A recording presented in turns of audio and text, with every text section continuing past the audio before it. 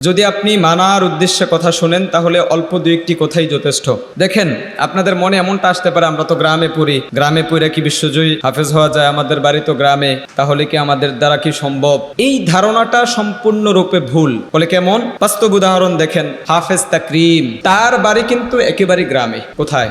একেবারে গ্রামে। তারপর বিশ্বজয়ী হাফেজ জাকারিয়া, তিনার বাড়িও একেবারে গ্রামে, সেই মানিকগঞ্জে। আবার বিশ্বজয়ী হাফেজ নাজমুস সাকিব, তার বাড়িও একেবারে গ্রামে, সেই ময়মনসিংহে। বিশ্বজয়ী হাফেজ আব্দুল্লাহ আল মামুন, তার বাড়িও একেবারে গ্রামে, সেই মুরাদনগরে। আমার বাড়িও অনেক গ্রামে, বাইসার আপনাদের আশেপাশেই কচুয়া। তো এটার দ্বারা এটাই প্রমাণ হলো যে বিশ্বজয়ী হাফেজ হওয়ার জন্য ঢাকায় বড় বড় মাদ্রাসায় পড়া শর্ত না, ঢাকায় তার বাড়ি হওয়া শর্ত না, বড়লোক ফ্যামিলির পরিবারের সন্তান হওয়া শর্ত না। আমরা বাস্তবতায় দেখতে পেলাম একেবারে গ্রাম অঞ্চলে বাড়ি থাকা সত্ত্বেও বিশ্বজয়ী হাফেজ বড় হওয়া যায়, ঠিক কিনা? তো এই জন্য আমরা আর এই হীনমন্যতায় ভুগবো না। বড় হইতে হলে কয়েকটা বিষয় খেয়াল করতে হবে। আমরা কি সবাই বড় হতে চাই? সত্যি চাই? তাহলে অল্প কয়েকটা কথা আপনারা শুনতে হবে এবং মানতে হবে।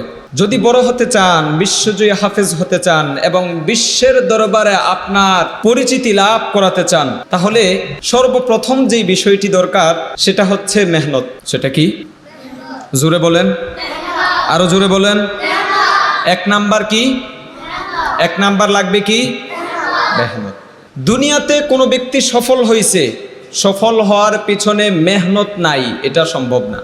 আবার কেউ সফল হতে চায়, মেহনত করবে না কিন্তু সফল হয়ে যাবে, এটাও সম্ভব না। সফল হইতে হলে আপনার পিছনে মেহনত প্রয়োজন, অবশ্যই দরকার। এটা যেই কোনো সেক্টরে হোক। আপনি একটা গার্মেন্টস পরিচালনা করবেন, কিন্তু পরিচালনার ক্ষেত্রে আপনি মেহনত করবেন না, গার্মেন্টস সফল হতে পারবেন না।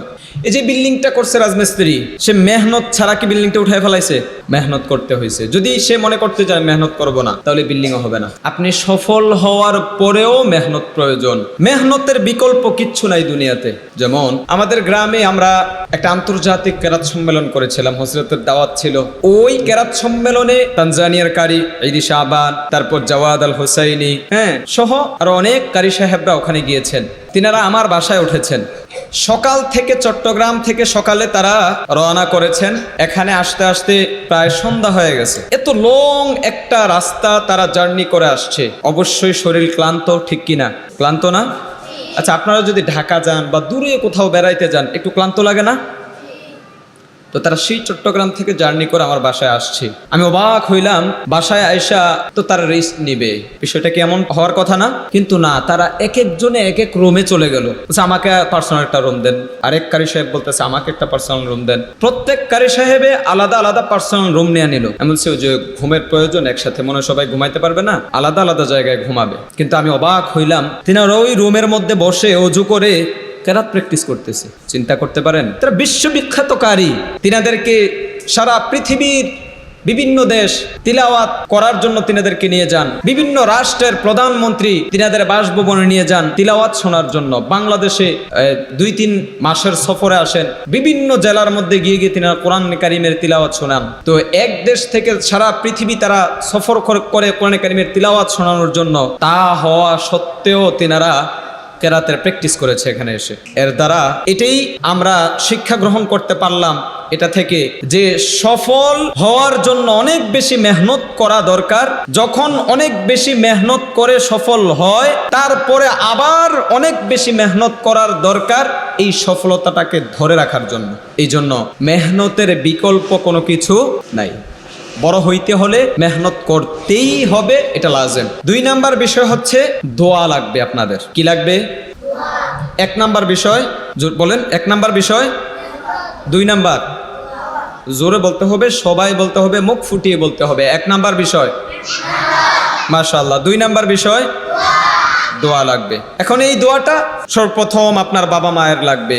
2 নাম্বার বিষয় আপনার উস্তাদের দোয়া লাগবে। 3 নাম্বার বিষয় আপনাদের বড় যারা এবং ছোট যারা আছে সকলের দোয়া লাগবে। এখন বাড়িতে গেলেন ছুটিতে, বন্ধের সময়, আপনার আম্মু রান্না করতেছে, বাসায় আর কেউ নাই, হঠাৎ লবণ শর্ট পড়লো। আপনাকে বলছে আব্দুল করিম যাও বাসায় বাজারে গিয়ে লবণ নিয়ে আসো 1 কেজি। তখন যদি তোমার আম্মুরে তুমি ঝাড়ি দাও, না আমি পারতাম না, তুমি মোবাইলে গেমস দেখতেছো, মোবাইলে কার্টুন দেখতেছো, মোবাইল টিপতেছো, কিন্তু তোমার আম্মুর এই হুকুমটা তুমি মান্য করলা না। এখন তোমার আম্মু কষ্ট পাইলো কি পাইলো না?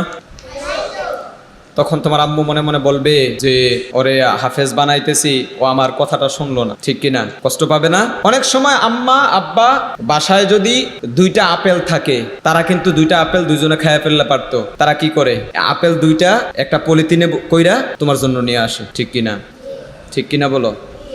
আচ্ছা ধরো বাসায় একটা আপেল আছে, তখন তুমি বাসায় আসো, বলো তো ওই আপেলটা 3 জনের মধ্যে তুমি, তোমার আব্বা, তোমার আম্মা, কে খাইবে? বলো তো কে খাইবে? এটা আব্বাও খাইবে না, আম্মাও খাইবে না, তোমাকে দিবে, ঠিক কিনা বলো? তো তোমাকে এত মহাব্বত করলো, এত আদর করলো, এত যত্ন করলো, তোমার আম্মু তোমাকে একটা হুকুম দিল, তুমি সাথে সাথে মুখের উপর না করে দিলা। এই জন্য তোমার আম্মুর মন থেকে দোয়া আসবে নাকি কষ্ট আসবে? বড় হইতে গেলে অবশ্যই বড়দের দোয়া লাগবে। আমার আম্মা জান 5 থেকে 7 মাস আগে ইন্তেকাল করছে, আল্লাহ রাব্বুল আলামিন তিনাকে মাফ করে দেখ এবং কবরটাকে জান্নাতের টুকরা বানায় দেখ। আমার আম্মার প্রতিদিনের আমল ছিল তাহাজ্জুদ পড়া, প্রতিদিন। তারপর ফজর নামাজ পড়তেন, ওই একই জায়নামাজের মধ্যে বসে দিনের 7টা 7:30 পর্যন্ত তিনি আমল করতেন। এবং যখন উঠতেন তার পূর্বে আধা ঘন্টা, একদম সর্বনিম্ন 15 থেকে 20 মিনিটের মুনাজাত দিতেন। এবং ওই মুনাজাতের মধ্যে যদি 30 মিনিটের মুনাজাত থাকতো, আমি এনামুল হাসান সাদি একাই ওই মুনাজাতের মধ্যে প্রায় 10 থেকে 15 মিনিট থাকতাম। আমি বিশ্বাস করি এবং আমার মন বলে আমি তো অনেক বড় কিছু হয়ে যাইতে পারে নাই, তারপর আলহামদুলিল্লাহ কোরআনের সম্মান আল্লাহ রাব্বুল আলামিন আমাকে বাংলাদেশ সহ অনেক জায়গায় যে সম্মান দিয়েছেন এবং যে সম্মানিত করেছেন, আমি বিশ্বাস করি আমার মন বলে আমার আম্মার ওই মুনাজাতের কারণে। তো এই জন্য আব্বু আম্মু যেটা বলবে সাথে সাথে সেটা করতে হবে। তোমার কষ্ট হোক, তোমার যাই হোক না কেন করতে হবে। রাজি আছি ইনশাআল্লাহ? রাজি আছি ইনশাআল্লাহ? ইনশাআল্লাহ।